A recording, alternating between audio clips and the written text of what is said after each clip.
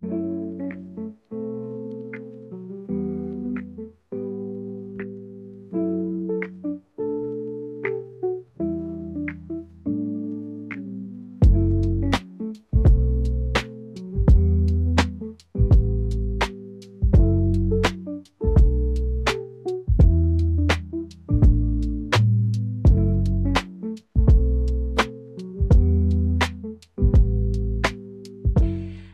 everyone, welcome back to my channel. My name is Katie and you're watching ChoKwonDeezMakes, a channel where I talk about my knitting, sewing, quilting, general making journey. Apologies for not uploading last week. I had filmed like 2 videos actually and I didn't like either of them, so I just decided to skip and fix those up for future uploads. And today I have for you a classic knitting podcast. I have like half a finished object, a lot of progress on my whips, and I wanted to highlight some knitting patterns that I've been, or like knits that I've been grabbing these past few weeks and just throwing on things like that. So let's talk about what I'm wearing. I am wearing my improvised stripe overload polo. This is inspired by a design by Spectacle Strict. It is a raglan polo sweater, basically. This is the first time I'm wearing it and I really love it. I wish I had made the collar larger, which I could go back and pick up along the edge and do so. But yes, the collar is super cute. The one thing I have an issue with is I have very broad shoulders, so it kind of pulls at the collar. So the sweater looks best if I have like my sleeves kind of scrunched up so that there's more fabric available when I move my arms around, instead of pulling it from the collar. It can pull from the sleeves, yada yada yada. This is made in Hobby 8/8 Friends cotton. The colorway is oat milk and maybe chocolate. I can't really remember what the colorway name is. But yeah, this is one of my summer knits that I am now getting to wear in the transitional season. Without further ado, let's get into some, I guess my one half finished object.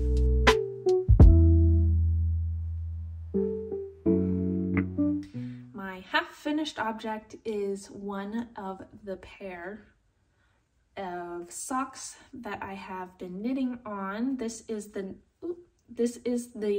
Nutmeg sock by Tanya Barley. I believe that is the name of the designer. I'll put it on here. And this is where I was the last time I spoke to you all about this project. And since then I have clearly finished the whole sock and I have cast on the second one. I am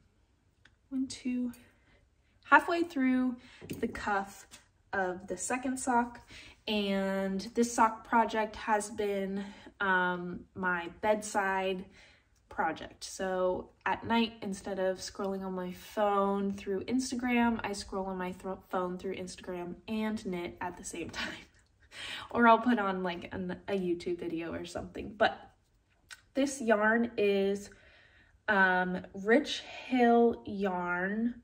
The colorway is Canal Walk, I believe, and it is a superwash nylon blend. I'm not really sure what the percentages are, but they'll all be in my Ravelry project page.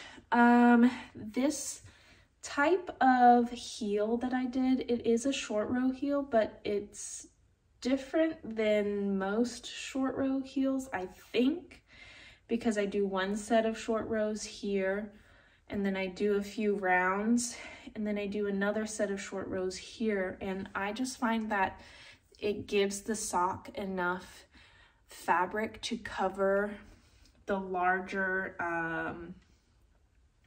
surface area of your heel to the top of your foot area.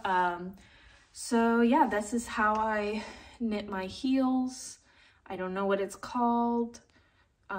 It's just a short row heel to me, but if there's a name for it, please let me know so I don't look like a weirdo. I'm really excited about these socks because they have jump-started my sock mojo again. I have so much sock yarn in my stash, and now that I have figured out that I like knitting socks before bed, I think I can easily just crank out some quick sock projects. I have a lot of sock patterns downloaded, and so, oh, by the way, this one is a free pattern, so definitely go check it out. I have not had any problems with terminology or things like that with the pattern. One thing I will say is these like faux-ish cable motifs, you're supposed to knit through all 3 stitches, but instead I have been slipping 2 stitches so that the second stitch is in front, and then knit 1, yarn over, knit 1, knit back into the same stitch, and then slipping over the 2 stitches that I had slipped. And I just find that that is easier for me. No other reason than that.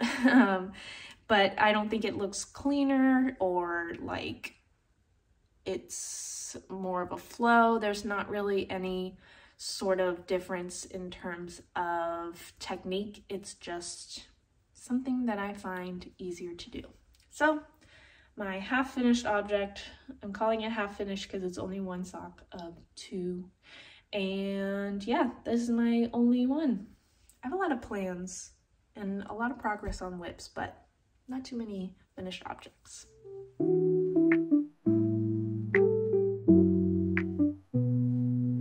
My longest work in progress that I've done, actually a lot of work on, is my Great Gingham Raglan by Jessie May Designs. This is a bottom-up raglan, all over colorwork design, and I am knitting it in Hobby Twister Solid in black and like an off-white.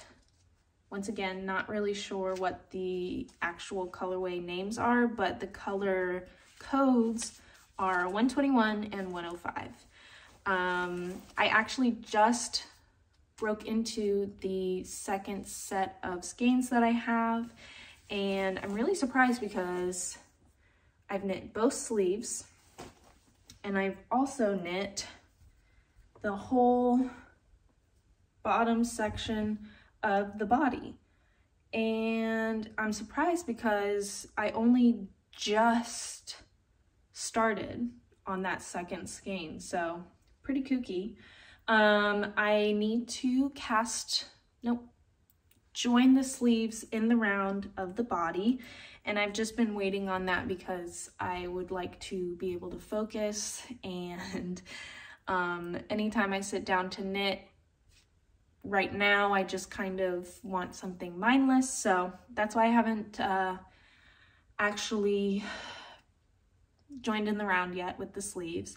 But I'm so excited. I really, after filming last podcast, I really started focusing on this project because I was like, oh yeah, this is sort of like a transitional project that I had started and wanted to have for the fall winter season. So I really lit a fire under my butt and got this figured out.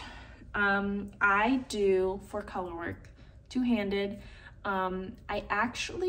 So originally I started doing dominant color in my continental hand and non-dominant in my English hand. English knitting, continental knitting.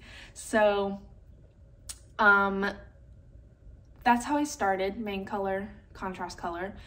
But then when I got into the body, it was getting a little bit difficult working with the assigned hands to colors, and being able to, I think it's just really that the English style knitting, when the like majority stitches are the contrast color, that was getting a little bit difficult holding onto the needles. The yarn was very slippery on said needles, so instead of doing dominant contrast, I started doing dominant to the motif and contrast to the motif. So every kind of, in these white sections, I was doing the white in my dominant hand, and in these black sections, I was doing the black in my dominant hand. And I found that that made it go by super quickly. Not really sure what's popping in terms of like what's falling to the background and what's coming forward, but in gingham anyways, I felt that this was not going to be an issue in terms of color balance, because I did want these solid colors to pop anyways, or like the solid blocks to pop anyways. So I wasn't super worried about that kind of change in tension. I am picking up floats as I go in the solid squares. So I'm just dipping down, picking up the float, knitting it into that stitch, and you can definitely tell, but I think once I block it and like, you know, zhuzh it up, I think it's gonna be just fine. So yeah, the next step is joining in the round with the sleeves, and I'm so excited. I think one thing that I'm gonna do different is I'm gonna try and do short rows for at least one, like half of a, so like the white to the black is one full repeat. I think I'm gonna do one repeat or half a repeat of short rows, just because looking at some of the project pages on Ravelry, there's like this choking pattern in the finished object pictures. So that's something I definitely don't want, and especially with being broader shouldered, especially with having broader shoulders, that is something that I'm very aware of. So I'm going to try and figure that out, and hopefully it works and I am a little more comfortable in said finished object. I'm knitting the size medium in this pattern, so very excited. Lots of progress done on this project, and once again, I am just in love with color work. Every time I work on that project, I fall more and more in love with color work. So good news, I guess. I'm holding it in also a gingham bag that I made. I love gingham. If you don't know, now you know. My next finished object also has a lot of work on it, and it is my Augustine's #1 by Anne Sophie Belling of Augustine's. This is a seed stitch center motif with some eyelets and braiding down the sides. It will have a ruffle here as well. I have made it to the peplum bottom, and I have made the belt as well. Last time I showed you this, I actually showed you the project incorrectly. I had not made these shoulder increases and just went straight into the sleeves, and I got to separating for the sleeves and I was like, this is not right. And I actually had to frog all the way back to the neckline and re-knit the whole thing. So that was really fun. I did something different with the folded waistband. Oh, this yarn is Cascade Heritage in the colorway Walnut. Love this color. It's very soft, so I will be able to wear this next to skin. Very happy with that. Something different that I did with the waistband is, instead of working it the same way that it says in the pattern, I worked it in the round and made little holes here with yarn overs in order to be able to feed through the kind of belt. I'm undecided whether or not I want to do a I-cord belt or just find like a brown ribbon, a satin ribbon that would look pretty. But I'm fairly certain that the sleeves have I-cord added to them as well, so still kind of on the fence. I'm loving this pattern. It is super intuitive when it comes to the braid kind of motifs here. That was really easy to memorize, and I just really love this pattern. It was one of the first ones that I was interested in when I started knitting, and Sophie Velling was one of the first designers as well that I was really in love with. So I'm really happy to have finally cast on this project. A lot of her sweaters are, no, I'm not gonna say a lot of them are constructed similarly, but the few that I've knit do have this shoulder shaping and then go into the sleeve shaping. It's not really a raglan because you're not doing double increases on both sides. You're just increasing for the sleeves. I think that's called contiguous. Anyways, I think she uses this technique pretty often, so very happy with this. I just finished one skein of the yarn, and so I need to cake this up again. My yarn winder baller, it broke, so I'm gonna have to do that by hand until I can figure out if I really want to get a new one, or maybe if I can fix the one that I have. Mine is Knit Picks, and it's just not working. It's basically just making a mess. So I'm gonna have to look up some hand winding, because I know there's a way to do it with like a toilet paper roll where it's similar to a ball winder. I don't think I want to make just a ball because that feels like the tension of the yarn is going to be too much. Anyways, that is my dilemma, and that is also my Augustine's #1.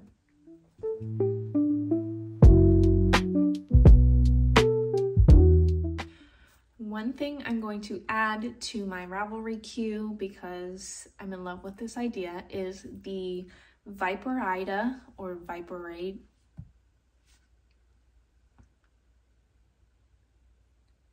Viperidae sweater. The end looks like an ice cream sundae, so Viperidae or Viperida, one of those. The sweater is by Clara Cecilia. It is a colorwork sweater, circular yoke with a snake motif. Obviously, this will be my snake motif color, and this will be the body of my sweater. Now, these colors are super, super close, right? But, cover my face. But these, not so much. So I'm thinking if I do helical knitting and just switch which skeins I'm working on, it'll be okay.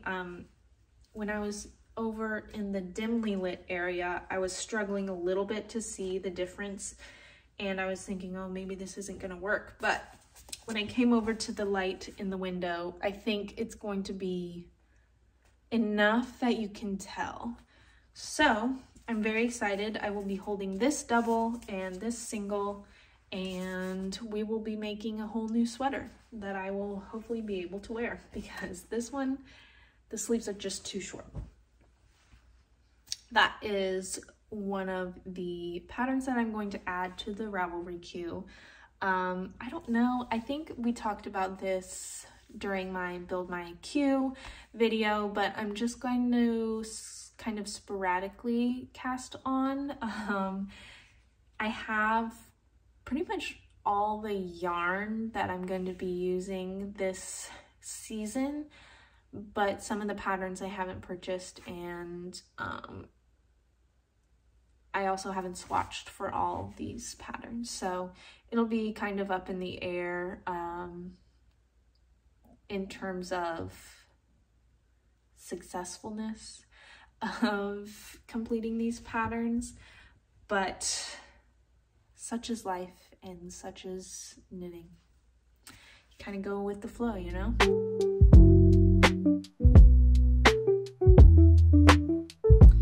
Last segment of this video, I wanted to talk about some sweaters that I've been really gravitating towards. So this sweater I have been wearing, or sort of bringing to work, because it is within the dress code kind of guidelines. It is my step-by-step sweater by Florence Miller. It is knit in a cotton boucle yarn. It's a natural colorway, obviously, and this cotton boucle is by Dancing Leaf Fibers, same as this yarn. And I've just been throwing this on over whatever t-shirts I have, because it's really soft, not super duper warm, and it's just a nice layer and option to have going into work. I get really warm because I'm like running around at work, but afterwards I'll throw it on, go home, still feel comfortable, and it's just really like a nice versatile sweater because it's a neutral. It goes with pretty much all of my clothes in terms of length. It's a little more cropped than some of the things that I have, but it still works with most of my things. So yeah, highlighting my boucle step-by-step sweater. And the other pattern or project that I have been wearing a lot of is my, I'm actually gonna put this on the hanger. Let's see. The other project, it is my Miles jacket by Ozetta. And I knit this, I guess last year, from yarn that I had already knit a sweater in. And I've just been throwing this on for walks with my dogs or going into work. Obviously, it does not give off the same vibes as my neutral sweater, but it is something just really easy to throw on. This is an acrylic yarn, so I had to really steam it to get everything to sit nicely.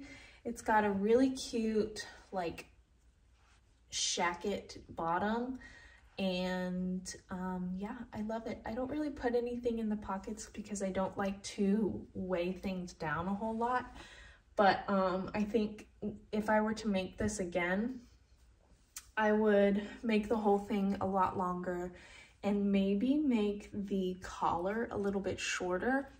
Not sure, but I really love this pattern. It is a drop shoulder, and I don't think there's anything really super special. It is special, but like in terms of construction.